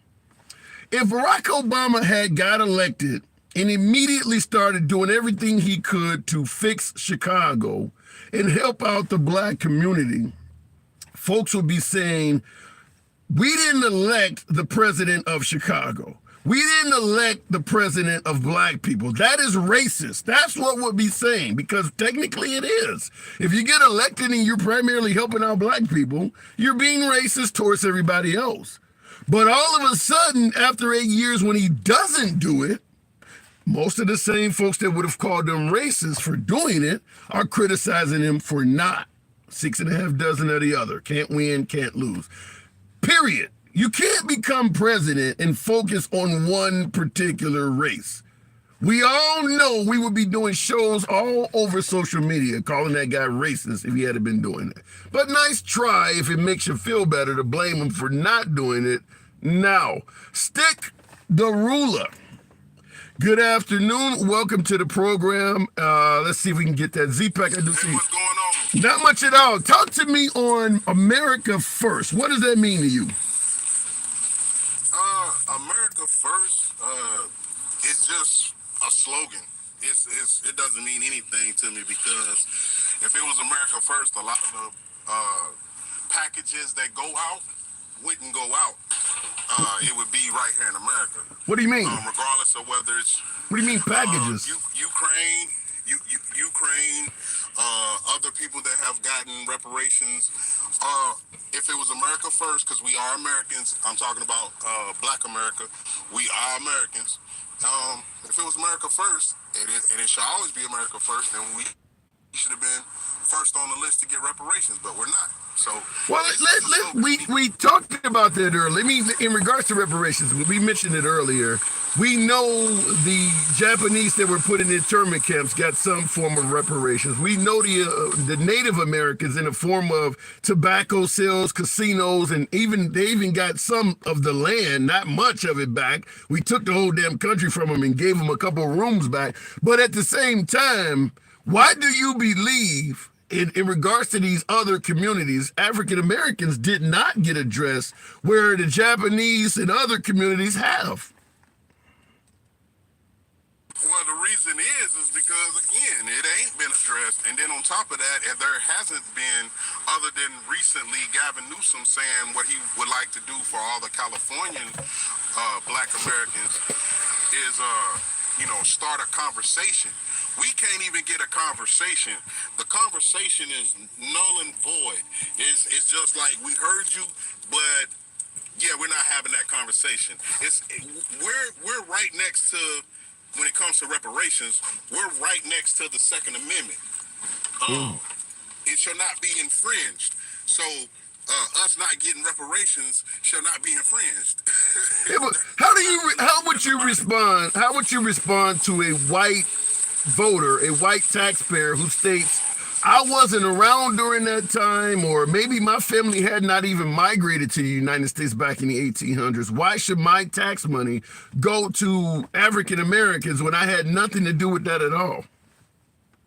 Well, I would say to them, why should my tax money go to Israel when I don't have nothing to do with what the Germans did? I like that. I can't. And you point out a really good fact that if we actually had control over where our tax money would go to, a whole lot of things would not happen. So yeah, you don't want each individual citizen being able to say, well, I don't want to pay for that. I mean, that's why a lot of groups in this country are being left out now, is because that's exactly what's happening. Is people are voting and saying, I don't want my tax money to go to them or to that or to this cause. Well, that's just the thing. Like, we had no say in that, and I'm just still trying to figure out whether I don't know if it's because if it's racial, which I believe that's the predominant reason why, but I believe that it's racially motivated. Everybody wants to be looked at as being first. So with that being said, if they're not first, then they're not gonna get it. I mean, what you got to realize is, not to go too far back, but right after slavery, the slave masters that had their they got reparations property themselves. let go. They got reparations. Yeah, that is crazy. It's backwards. You know what I mean? It's backwards, and that was just to make them feel better or keep their business going. But all those displaced people that were basically kicked off the farm or kicked off the land were promised land. Don't forget 40 acres and a mule, never got that. So, I mean, it's obvious. So then, And I'm 45 years old, and I've been here long enough to see that it's obvious what's going on. yeah, I do believe some of that is quite visible. But in regards to what we're talking about, which is obviously things that happened, a few generations back, if not further, in the comments, I.B. Nenny is saying something that you often hear. He's stating, the past is the past, move on. How do you respond to folks who say, look, this stuff happened hundreds of years ago, as bad as it was, it's in the past, we need to move on and pay attention to what's going on now? I would say what happened with Germany and what happened with the Jewish people back then was in the past. I had nothing to do with it. My parents had nothing to do with it. That money could be put somewhere better in the sense of helping America, since it's America first. So if you want to get that money and give it to us, that would be great too. Because number one, America had nothing to do with what happened to them. And we can use the money right now to help our own. And helping our own would be the African Americans that are here. That's why we have the name African American. Well stated. Well stated. All right, Stick, I do got to move it on, but listen, I have nothing really to counter on anything you just said, but you know how we do. You're always welcome back, man. Well, I'll tell you this, Handsome. I appreciate you letting me up. It's been a while since I talked to you, but at the end of the day, I'm going to keep doing what you keep doing, and that's keep learning. I'm going to listen. When you see it, call it out, bro. 100%. Spot on. Appreciate it. And, and that's something that I could not agree with more. We need to always continue strengthening our education whenever we can, which is why I enjoy talking to folks on both sides of the aisle. I often hear things that, for instance, if you watch right-wing media, you're not going to hear a lot about right-wingers that are doing wrong. You watch left-wing media, same thing. A lot of times, we know, I think both sides of the aisle realize media has an agenda. A lot of the books and publications you read have an agenda. So if you can strengthen your education, take in as much material as you can. You often will realize who has those agendas.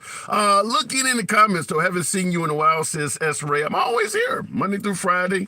And by the way, folks, if you do enjoy civilized dialogue, both sides of the aisle, without any concern of the host blocking or banning you or trying to censor you or limit your time, you're in the right place. Follow the program. We're here Monday through Friday, so I do appreciate you folks tuning in. Tap the screen. Get your boy up over 60,000. Do appreciate that. Helps out the algorithm. Better hope Trump gets elected. What have the Dems done? Crappy daddy. Depends on what you want out of life. There are good things that have happened since Trump was in office, good things that have happened when Biden is in office. Neither one of these guys is 100% bad. I can come up with things that many citizens favored when Trump was in office, and I can come up with many things that citizens are favoring with Biden in office. So when you say, what have Democrats done?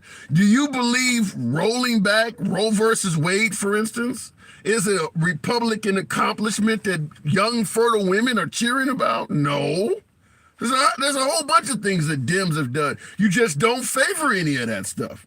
You favor what Trump was doing, and there's nothing wrong with you favor. You have a right to favor what the commander-in-chief of your choice is doing, but there's a host of things that Biden has done as well. For instance, the Ukraine-Russian war. Most of America is in favor of assisting the Ukrainians. Most of America views Vladimir Putin in Russia as the bad country in that conflict. MAGA is exactly the opposite. So if you favor helping out the Ukrainians to maintain their sovereignty, the Democrats are doing a good job. Because we know if Trump gets back in office, they're done in the Ukraine. That is over with. Vladimir Zelensky has already been warned by the United States that Putin was trying to assassinate him. You think Trump would have gave him that warning? No, they probably would have gotten through. That guy would probably be deceased right now. We're talking about the president of the Ukraine. That young comedian guy everybody sees wearing green all the time. The Russians were trying to assassinate him. American intelligence caught the plot and let him know. You think Trump would have done that? No, Trump doesn't like the guy. Trump talks about biolabs and Nazis in the Ukraine. That guy would be dead right now. So if Trump gets back in office, the Ukraine might cease to exist. It literally might cease to exist. Looking in the comments, but they didn't. Trump complained everyone was out to get him. COVID wasn't real. It's not his fault, etc. Well, yeah, he definitely complains everybody's out to get him. I don't disagree with that at all. I think there could be a day in our lifetime where he's complaining that Melania Trump is out to get him. But I do believe that Rudolph Giuliani will probably be out to get him one day. Hell, Mike Lindell, maybe. I don't know, but he does complain that everybody is out to get him. He does do that. Usually when that's done, with the exception of Trump, is often referred to as victim mentality. But in Trump, it's a little bit different. Why are we still talking about Trump? Why don't we talk about the 171,000 homeless people in California? I'm going to say this as bold and as harsh as I possibly can. Because we don't give a damn about the 171,000 homeless people in California. If we did, there would be mental health facilities everywhere. They would be opening up shelters in different locations. They would make it so that you could qualify for food stamps or government assistance and things like that. There would be jobs programs popping up everywhere. This is stuff that we could have been doing before sending billions of dollars to the Ukraine. Folks on the right had no stomach for any of this stuff. So I hate to say it, but I've said it in other live streams. We don't give a damn about the poor in this country.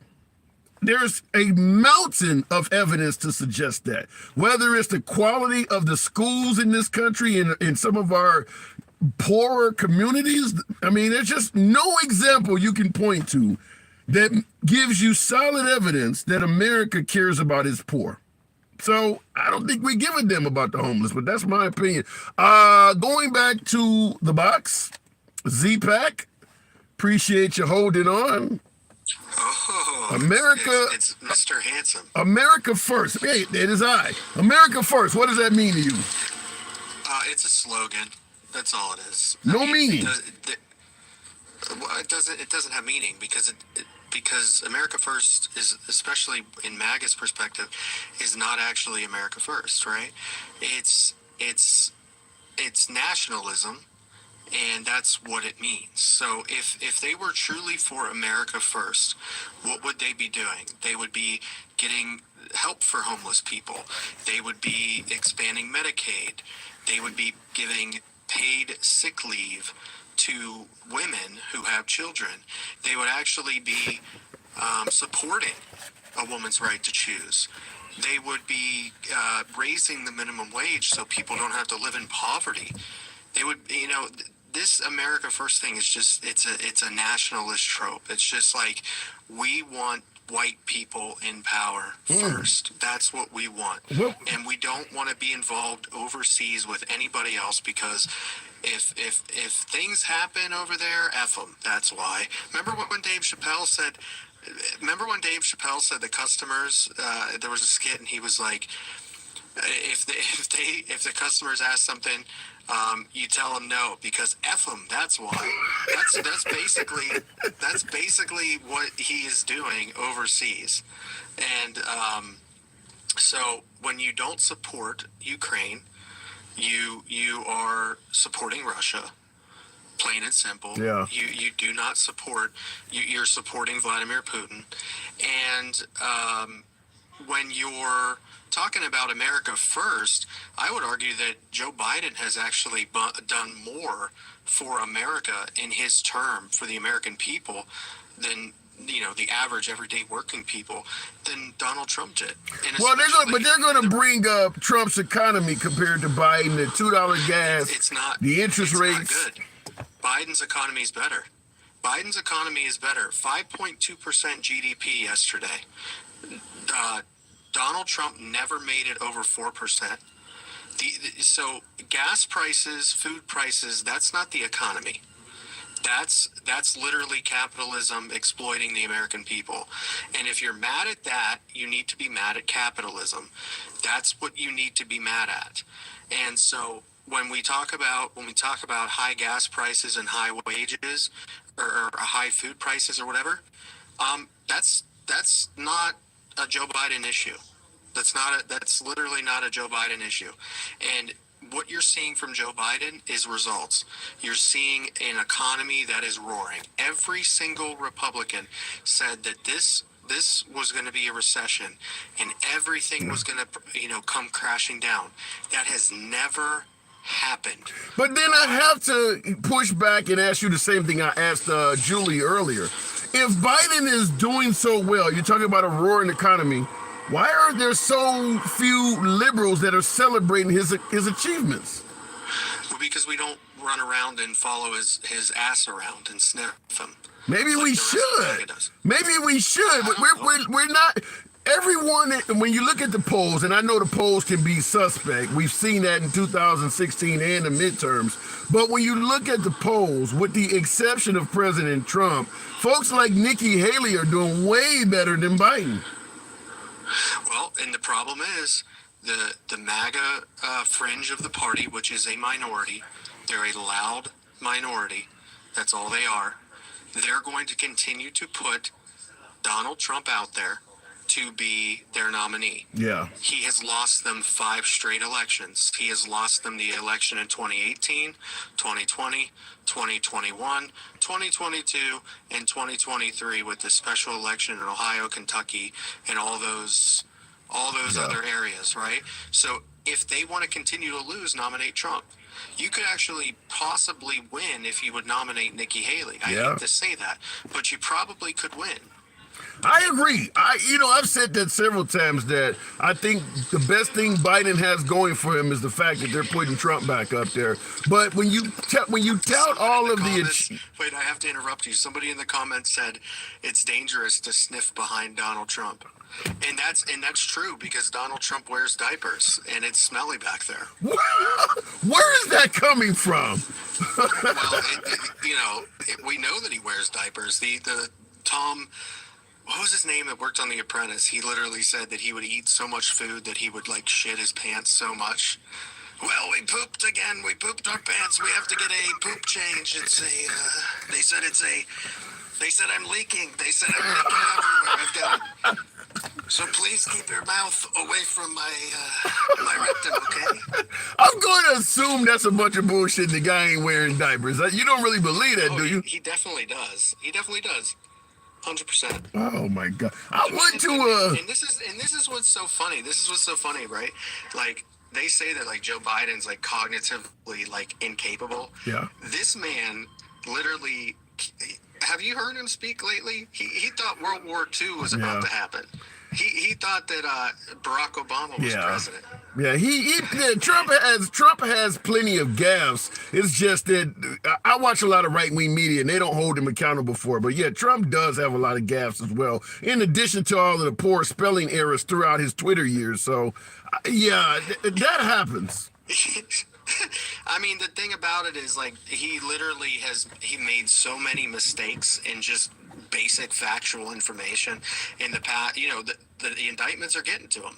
The man is sweating. This is his last chance to escape jail, and accountability for his actions. And the reason why he announced so early wasn't because he cares about the American people and MAGA. No, he cares about himself. He had to literally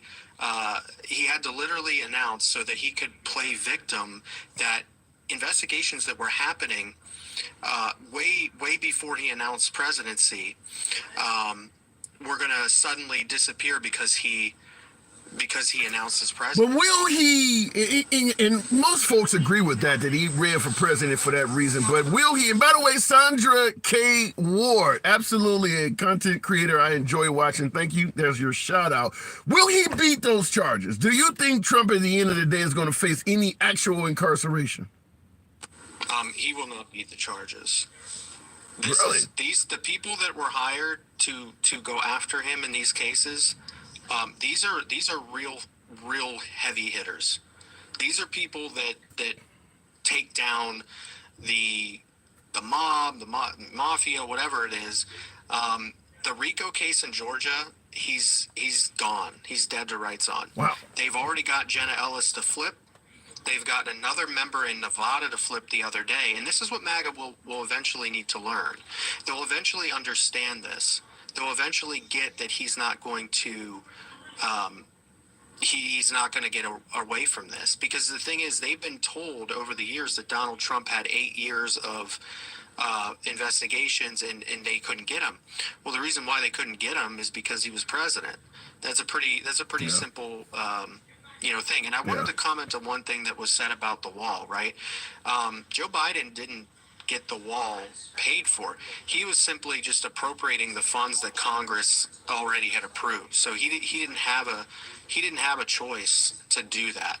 But MAGA doesn't understand funds. So what they've said is they've got a thing where they go, well, Joe Biden's doing everything that Donald Trump did. No.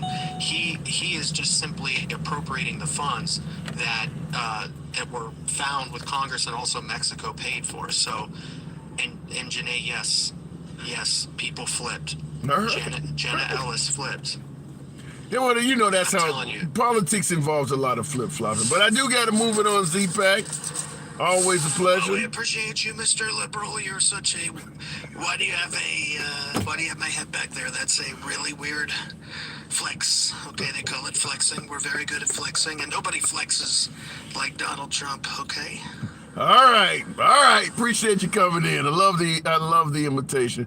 All right, real quick, in regards to the hat, some folks always ask, well, you lean left, you call yourself a liberal, why the hell do you have the hat? I'll give the spiel that I often give, and I sincerely believe this. I watch a lot of media. Been watching Fox 20 plus years, watch a hell of a lot of CNN, you name it. Now I'm a big News Nation fan, but I do strongly believe that conservatives, Republicans, and particularly MAGA, do not get a fair shake in the media. It's not that I agree with them all the time, but I damn sure believe they should have the right to speak. And oftentimes when you start speaking from the right side of the aisle, particularly if you're MAGA, out come the censors, bans, and folks being blocked. So the sole purpose of this program, when you see the hat, is just to simply let folks on the right, particularly MAGA, know this is a MAGA-friendly program. You will be allowed to speak here. It's not that the host is always going to agree with you, but I make the solemn promise I will never censor, block, ban, or limit your time here. I believe in free speech. And I do believe that particular group of people often have their speech limited. So that's the sole purpose of the hat. Looking in the comments, because Trump cult supporters don't have any evidence. Well, there's Trump, the MAGA side, the Trump supporters are not the only folks that often cite statistics and things like that they don't have evidence for. Folks on the left do that as well. I believe that you should be able to speak your point and let folks offer a counterpoint. I think that most of the voting public is eventually smart enough to come around and make their own determination. I don't want somebody blocking my ears from hearing a certain amount of information because they don't believe I should hear it or they don't believe it's factual. Let me decide that. I'm a grown-ass man, and I think you're a grown-ass man or grown-ass woman as well. I don't want someone else telling me what I can and cannot hear. because they believe they don't know the facts. That to me that's not what free speech is about. Anyhow, folks, I do appreciate you tuning in. You know this is indeed a lunch break live. I appreciate the 65,000 likes. You can be anywhere you want to be. It's always good to have you here with yours truly. I always say if you enjoy civilized dialogue, both sides of the aisle, without the host blocking, banning, or censoring you to follow the program. We do this Monday through Friday. Until then, you guys have a good weekend. I'll see you on Monday. It's the Handsome Liberal. I'm out.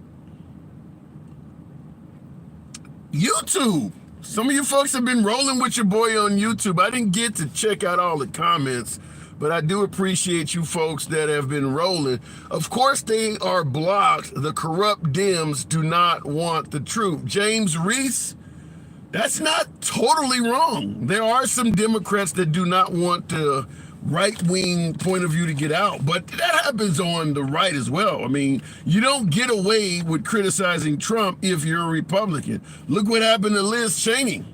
You think Liz Cheney would not still be a congresswoman if it wasn't for criticizing Trump, holding him accountable for what she thinks happened on January 6th? Philip D. Riddell, the program is coming to a conclusion. So yeah, the TikTok feed has already been turned off. Real quick here, before I run it up. Hold up, the pieces of energy will always increase cost of food and dailies. With the destruction of the nuclear field and shutting down energy production has led to increase of cost. I don't disagree that the cost of fuel has a lot to do with all of our goods and services. However, goods and services are going to increase no matter what.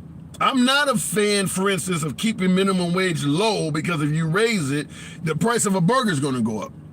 Fact is, the price of a burger is going to go up no matter what. I don't ever want someone to tell me I'm better off receiving less pay because it makes everything better. That's not true. Some of you folks know that we make the Uber videos. That's what Uber told drivers back in 2015 or something like that. We're going to cut the fare and bring more folks onto the platform and everybody will be making money. It was bullshit then, it's bullshit now. I don't ever believe it makes sense to let your pay go down or to keep it down. But I do understand on the right, that has been the primary push against raising minimum wage, is that everything's going to be cheaper if we keep the minimum wage lower. I'm not a fan of that. And I'm also not in agreement with folks saying, well, burger flipper don't deserve $15 an hour. It's not just burger flippers, folks. Minimum wage currently in America is $7 to $8 an hour in most states across the land. If you raise minimum wage from 7 to 15, and I understand right now in the Biden economy, nobody's getting paid $7.50 an hour, but before COVID, a lot of people were getting paid those low wages. But when you talk about going from $7.50 to $15 an hour, understand that's not just burger flippers, folks. CNAs, LPNs, security guards, school bus drivers, school lunch ladies, teaching assistants, all of them folks, lifeguards, there's a lot of skilled positions in between $7.50 and $15 an hour as of, say, 2019. It's hard to have the discussion now because a lot of folks have raised up wages to get people to come back to work after the pandemic and things like that. So there's a different factor in it. But I'm going back to, say, 2019, when the $15 minimum wage argument was at its peak and people were saying keep wages down because it'll make everything go up in price. Fact is, shit's going up in price anyway. Minimum wage has been $7.50 to $8 an hour for the last 15 years or so. You're going to tell me burgers have kept the same price that whole time? No. They're going to find a way to increase the price of shit anyway. So give me an extra $1 or $2 per hour every year with inflation and let me decide if I want to buy the burger that costs more money. Leave that up to me. Don't give me excuses why I should get paid less. Anyhow, it is your boy Tim, the Handsome Liberal. I do appreciate you folks rolling with me on YouTube, and I'll see you tomorrow.